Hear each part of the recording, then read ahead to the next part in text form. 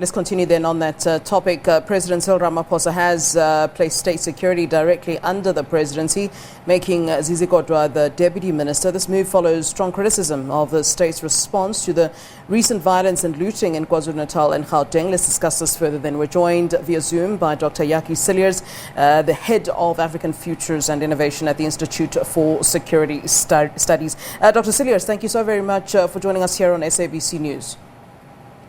Thank you. Thank you for inviting me. You're most welcome. I mean, we've spoken quite extensively about the cabinet reshuffle on this show and certainly other shows before mine this afternoon. But I want to zoom in particularly on the issue of state security, which is really being very much spoken about, and the fact that state security is now being housed a part of the presidency. Some commentary about this being that this is how a dictatorship begins. Some saying that it's a consolidation of power. Where do you stand? How do you read this? No, I think it's a positive move. I don't think this is the beginnings of anything nefarious. President Ramaphosa certainly personally has reflected in every deed and action that he believes in the rule of law, the separation of powers. You have a crisis in state security. And this crisis was engineered by the previous president, Jacob Zuma, who used the State Security Agency for factional purposes within the ANC, to the extent that the Mufamadi Commission found that it was completely dysfunctional. And their report makes for really concerning reading. Many of us have for some time been waiting for the president to act. But I think that the recent violence was sort of the cherry on the top. It now demonstrated beyond all doubt that the State Security Agency needs a new orientation. South Africa needs capable and competent intelligence people, and it needs to get rid of the factionalism. And one way of demonstrating the importance of that is to move state security under the presidency. I believe that this is probably a temporary measure, maybe for a few years, while it's sorted out. The question is, will the president really give attention to state security as well as to police and the military? Thus far in the presidency, he has not really focused on the security cluster, and it clearly needs focus. We're going to need it in the years that lie ahead. You spoke about Sidney Mufamadi. I want to talk about him later on. There's just a question that I want to put to you when you talk about the competency and intelligence of people within state capture. Interestingly, the deputy minister is now Zizi Kodwa, who himself is implicated in state capture. And in fact, he himself made certain concessions during his hearing at the inquiry. Is it not, in fact, putting a state security agency in a situation where it can be a further compromise, where we have a figure like Zizi Kodwa, who is now the deputy minister of that particular agency, when we've heard so much from the commission? I mean, that is quite important and certainly needs to be looked into if you're going to talk about the competency.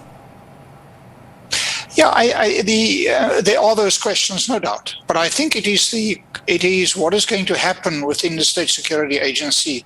Are we going to see a cleanup? Are we going to see the professionalization of the agency? Are we going to see control of money? Because that's, of course, where all of this starts. So, I mean, let's face it, the ANC has a very small pool of competent cadres that it trusts. And even in this cabinet reshuffle, we saw a bit of rearranging of the deck chairs. And unfortunately, maybe the president could have brought in external expertise. He chose not to do that. He chose to stick with people that are loyal to him and to his faction within the ANC. And in the instance of intelligence loyalty, I think is probably quite important. What is very important is that in the top structures of the State Security Agency, competent professionals are brought in that will not be cadre deployment, because it's cadre deployment that has got us where we are today. And we can't have that given the challenges that we face both internally and in the region. We really need to professionalize the State Security Agency in doing so. And we'll have to wait and see what action is really taken. Sure. Problem, of course, is that everything there is a secret. Nobody really knows what's going on. Yeah. And you mentioned the name of Sidney Mufamadi, as though you anticipated where I wanted to go with our conversation.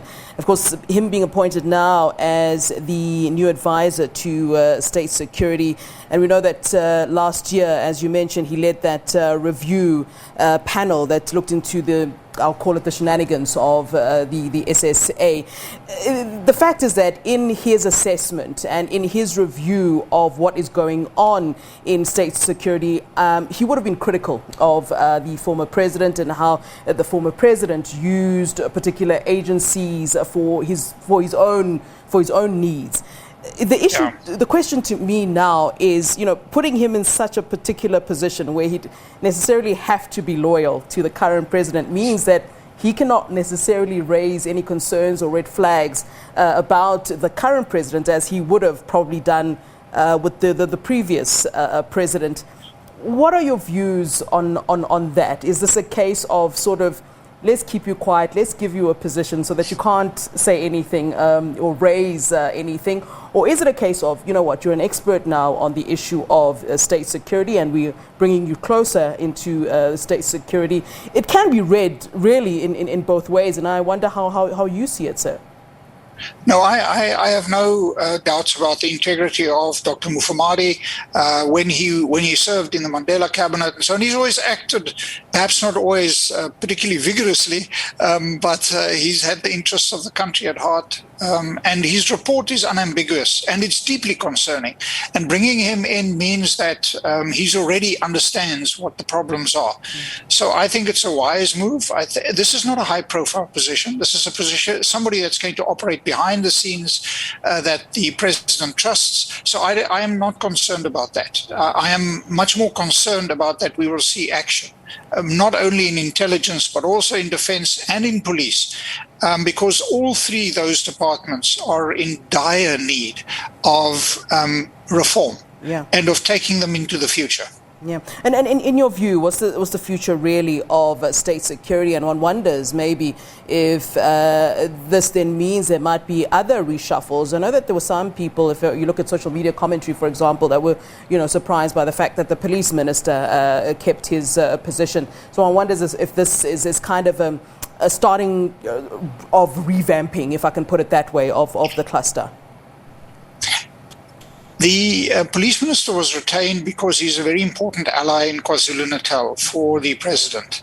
There are many, many challenges in policing. Every indicator indicates that policing in South Africa is declining, the quality, and crime is increasing. And there are basic things that can be fixed. You can just fix the forensic capacity. You can just fix the arms, central firearms registry, and you can fix detectives and all of these things. And once the fight between the National Police Commissioner and the minister has been sorted, then maybe we can see movement. But policing is in a crisis. We must have no doubt about that. Defense needs to be reorientated to face South Africa's real issues that we require the department for. And the question there is, will the new minister have the courage to really reorientate defense towards the real tasks that they have to perform in support of the police, in border and in peacekeeping, and stop trying to deliver a fictitious defense against conventional attack kind of narrative. Yeah. We need to reorientate home affairs. We need to get rid of the proposed national border agency that has been proposed. And we need to fix intelligence. Without intelligence, we are blind. And the region is an unstable region. South Africa is unstable. So we need to fix all of these things. And hopefully the cluster under Dr. Sandy Africa, the panel, is going to look at all of these challenges in an integrated manner. Yeah. We have a National Security Council, but nobody knows what they've done or if they've done anything. But this clearly demonstrates that National Security Council has been asleep. I mean, I try not to kind of see things on the surface. So let me ask you another one. I mean, can we read all these changes in the security cluster or state security really in terms of the fact that this might be some sort of a concession on the part of the president and as a whole the government, that the recent unrest that we experienced was not actually handled well by government? I mean, surely when you say that we need these revamps, that's an indication that something was wrong, isn't it? Yes. Oh, yes. Oh, yes. No, something is definitely wrong in the entire security cluster. Intelligence wasn't working. Police and military reaction was slow. Cabinet was slow. Parliament was slow. We've had a massive failure within the security cluster in South Africa. And given where we are in terms of poverty, inequality, we need to prepare to be able to deal with these kind of challenges going forward. So we need to fix the entire pipeline: intelligence, policing, investigations, prisons, home affairs, all of this. And we need to look at this as a single system. And I think the crisis has forced the president, who thus far has been looking at investment and fixing the economy and corruption, to also realize that he also has to pay attention, because else conspirators and the Zuma guys are going to continue to undermine him.